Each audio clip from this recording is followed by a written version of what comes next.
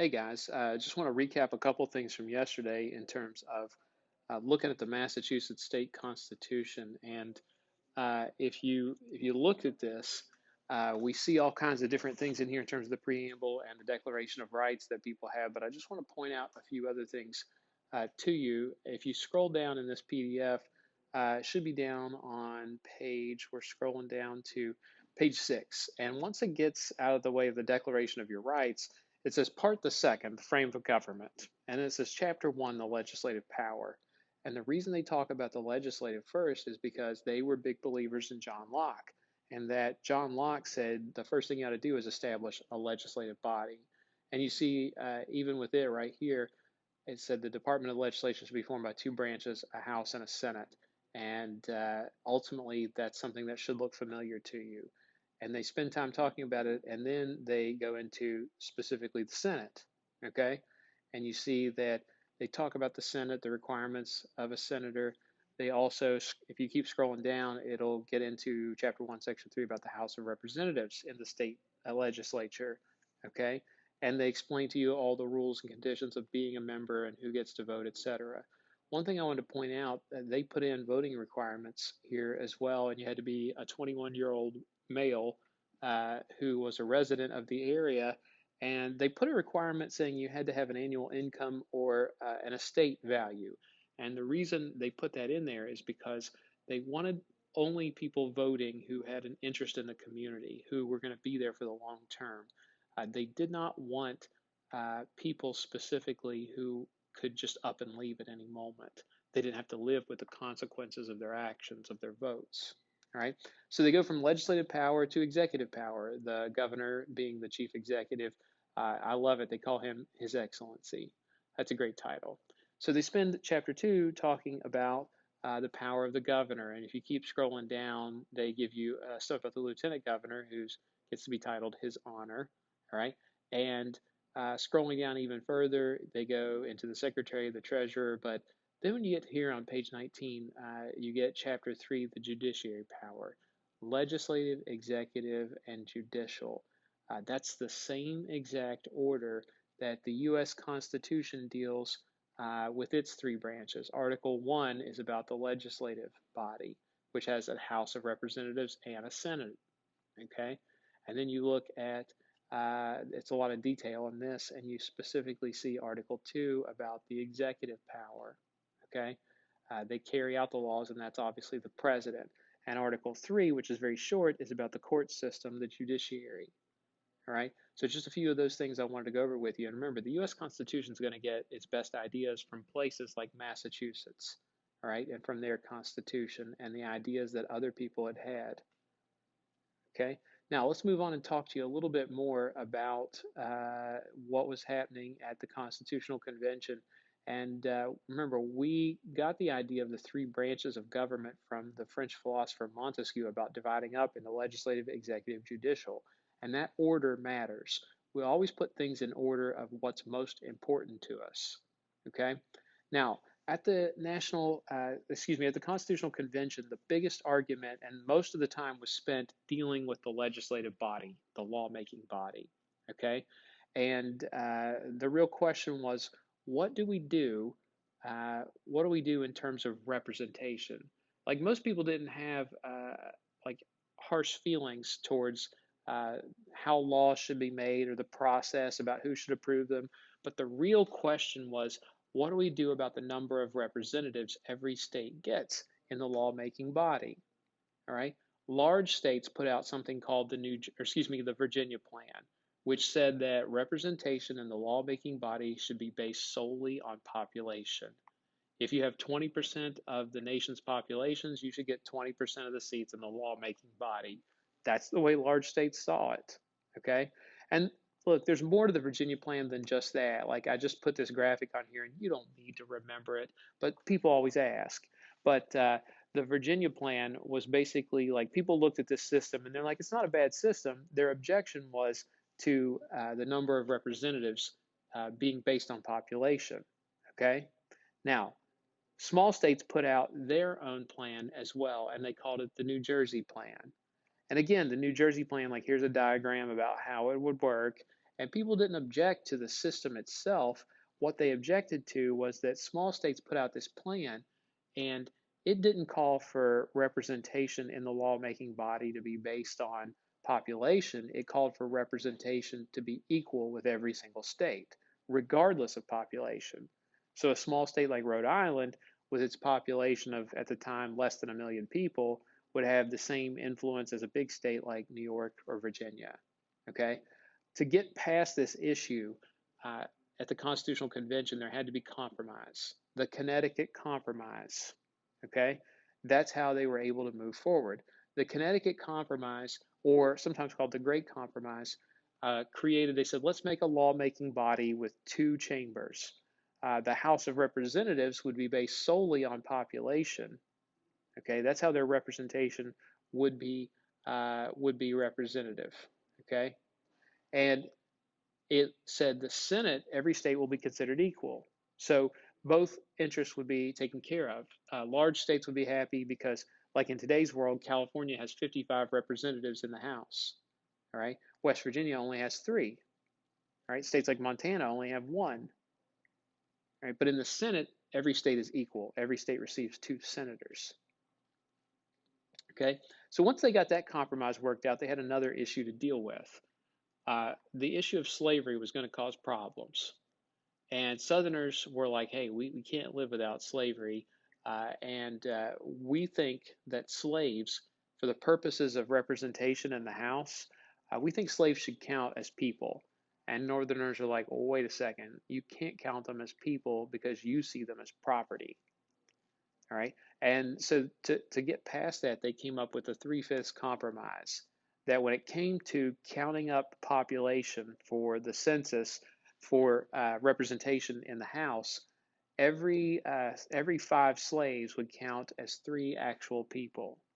And it's considered one of the grossest miscarriages of justice because you're literally looking at a slave and saying you're only 60% human. And really, it's only so that Southern states could get extra representatives in Congress. All right. Later on, after the Civil War is over and the 13th Amendment outlawed slavery and the 14th Amendment gave citizenship to uh, Black Americans, that the 3/5 Compromise was basically seen as obsolete. It was overruled. All right. Now, once the Constitutional Convention is over, and like I said, people spent most of the time on the legislative body. They had to determine, each state had to approve the Constitution, and not everybody was on board with the Constitution. You had 2 camps. You had the Federalists and the Anti-Federalists. Federalists believed that the new Constitution was good and that we should approve the new Constitution without any delay. Okay. Anti-Federalists, they said, look, we're still creating a national government that has too much authority, and we should leave the system as it is under the Articles of Confederation and leave the authority with the states. All right. Federalists, to try to get states on board with this, they use the media, and at the time, the only thing they had was the newspaper. Okay. So Federalists wrote a series of articles in the papers. Particularly in New York newspapers. And the idea was to write these essays, these articles, to alleviate people's fears that a national government would become too powerful or too tyrannical. And they call these essays the Federalist Papers. Okay? And you can see here, if you look in the middle of this at the bottom, the Federalist Papers are written by 3 guys, Alexander Hamilton, James Madison, and John Jay. All right? And those 3 figures write these essays trying to persuade people that, look, the new national government will not be a tyrannical, overarching, or overpowerful government. You don't have to worry about that. And there's approximately 90 of these essays, and they do a good job of winning people over and saying, you know what, people understood the need for a change, and these essays do a good job of arguing for that. All right. It doesn't take long for other newspapers to get copies of these and post them in their newspapers as well. And so throughout the country, the Federalists win over the people who were skeptics, and the Constitution is ratified by all 13 states. Okay, Delaware likes to call themselves the first state because they're the first one to ratify the Constitution. But when you're from Delaware, I suppose you got to hang your hat on something. So, and they don't have any major sports teams or major colleges to root for in sports. But anyway, all 13 states jump on board and approve of the new Constitution. Okay? When we look at the Constitution, we mentioned this before, but at the very beginning, you got the preamble, and the phrase "we the people" matters because we're expressing that the people are inherently in charge of the government. And other than that, the preamble is just a list of goals. Okay? We, the people, in order to form a more perfect union, that's what we're looking for, forming a more perfect union. We want to ensure peace, domestic tranquility. We want to secure the blessings of liberty. We want to promote the general welfare, provide for the common defense. Those are our goals as a national government. Okay? Now, Article 1, remember, there's a reason for the order. The legislative branch was always supposed to be the most powerful branch, all right? And the main role of the legislative branch is to make laws, okay? Make laws, that's what they do, all right? And our lawmaking group is called Congress. Again, not trying to insult your intelligence there, but Congress is our lawmaking body, and Congress is bicameral. Get it? Bicameral. Two cameras. Ha ha. All right. Let's talk real briefly about these two branches of the legislative body. The House of Representatives and the Senate are very different, and the qualifications for each one are different. In the House, you have to be 25 years old, you have to have been a U.S. citizen for 7 years, and you have to live in the state you represent. You'll be 25 years old, a citizen for 7 years, and live in the state you represent. Those are pretty easy qualifications to meet. No IQ test, no education test, no nothing. All right. House members are directly elected by the people for 2-year terms. All right. And there's a reason for that. We'll get to that in just a second. Okay. So you got 3 qualifications to be a House member. You get a 2-year term, and you're directly elected by the people. The Senate is different. Okay. The Senate, you have to be 30 years old, you have to have been a citizen for 9 years, and you have to live in the state you represent. Okay? Senators were not originally directly elected by the people. According to the original Constitution, senators were chosen by their state legislatures. So for us, like a United States senator would be chosen by our representatives in Charleston, our state representatives. All right? So United States senators were chosen not directly by the people, and they got elected for a 6-year term, right? And there's a big deal between the two. Remember, nothing's arbitrary. The age gap is significant because a lot happens from 25 to 30. You're more likely to be married, start having a family, get settled in your career, and you're just grown up more, right? And think of yourself now and what you'll be like in 5 years, or think of yourself now and 5 years ago. There's a huge difference in the world of growing over that time frame. Okay, something else is relevant too. The mode of election and the length of terms. If you look at those, like for example, a 6-year term versus a 2-year term, which one do you think is supposed to be the more prestigious, a Senate seat or a House seat? And if you answered a House seat, then you're absolutely right. Okay, longer term, right? You don't have to rely on the people making the people happy either. And remember, the founding fathers had a healthy distrust for the public. Mob mentality is a real problem. All right. Now, the Senate and the House have different jobs. The House is always meant to be responsive to what the people want because they're only elected every 2 years. And so you have to answer to the people through direct election. If they're not pleased with you, they can kick you out. Right?